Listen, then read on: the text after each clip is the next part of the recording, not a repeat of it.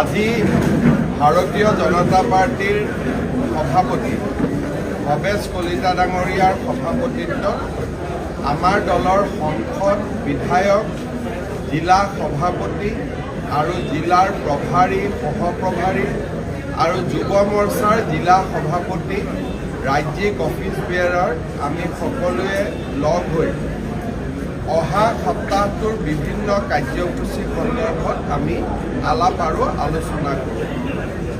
অহা সপ্তাহত আমাৰ কেইটামান দলীয় কাৰ্যসূচী ৰূপায়ণ হ'ব।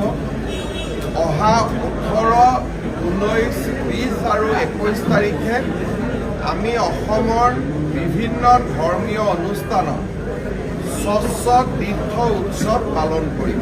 অৰ্থাৎ আমাৰ দলৰ কাৰ্যকৰ্তাসকলে 18 তাৰিখ, 19 তাৰিখ, 20 তাৰিখ, 21 তাৰিখ এই চাৰিওটা দিনত বিভিন্ন স্থানত আমি স্বচ্ছতা, বিশেষকৈ ধৰ্মীয় উপাসনাস্থলীত আমি স্বচ্ছ ভাৰত অভিযান আমি ৰূপায়ণ কৰিম। অহা 22 তাৰিখে ৰাতিপুৱা আমি একেলগে কোনোবা নহয় কোনোবা ধৰ্মক্ষেত্ৰত বহি আমি ৰাম মন্দিৰৰ প্ৰাণ প্ৰতিষ্ঠা উৎসৱ আমি সকলোৱে একেলগে প্ৰত্যক্ষ কৰিম।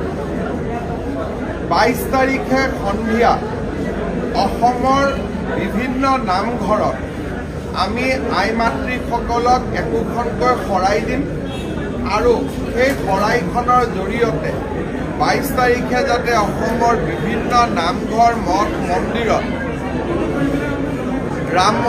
ভগৱান শ্ৰীৰামৰ প্ৰাণ প্ৰতিষ্ঠা মহোৎসৱ এফাকি নামেৰে যাতে পালন কৰে সন্ধিয়া, তাৰ বাবে আমি সকলো আয়তী মাতৃসকলক আহ্বান জনাম আৰু আমাৰ বিজেপি কাৰ্যকৰ্তাসকলে একোখন শৰাইৰে আমি নামঘৰসমূহত আমি মান ধৰিম। ৰাম মন্দিৰৰ প্ৰাণ প্ৰতিষ্ঠাৰ পিছত 25 তাৰিখে অসমৰ প্ৰতিখন সমষ্টিত 1000 বাইকেৰে গণৰাজ্য দিৱসৰ প্ৰাক মুহূৰ্তত যুৱ মৰ্চাৰ সদস্যসকলে একোটা বাইক প্ৰচেছন কৰিব। আমি 25 জানুৱাৰীত কৰিম।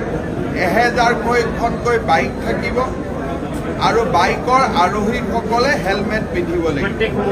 প্ৰত্যেক 126টা সমষ্টিত 1000 কৰি বাইক ৰেলী, 1000 মিনিমাম, ওপৰত যি কৰে কৰিব পাৰিব। আৰু ইয়াৰ উপৰিও 21 তাৰিখ আৰু 22 তাৰিখে আমি মোদীজীয়ে 22 তাৰিখে ঘৰত চাকি জ্বলাব কৈছে।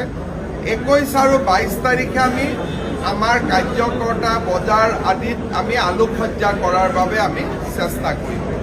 22 তাৰিখে দিনটো ড্ৰাই ডেও থাকিব। আমি এই ধৰণে প্ৰভু শ্ৰীৰামৰ প্ৰাণ প্ৰতিষ্ঠা মহোৎসৱ ভাৰতীয় জনতা পাৰ্টিৰ কাৰ্যকৰ্তাসকলে পালন কৰিব বিচাৰিছো। আপনাৰা দেখছেন আজকেৰ Barak, a house of Adrija digital media.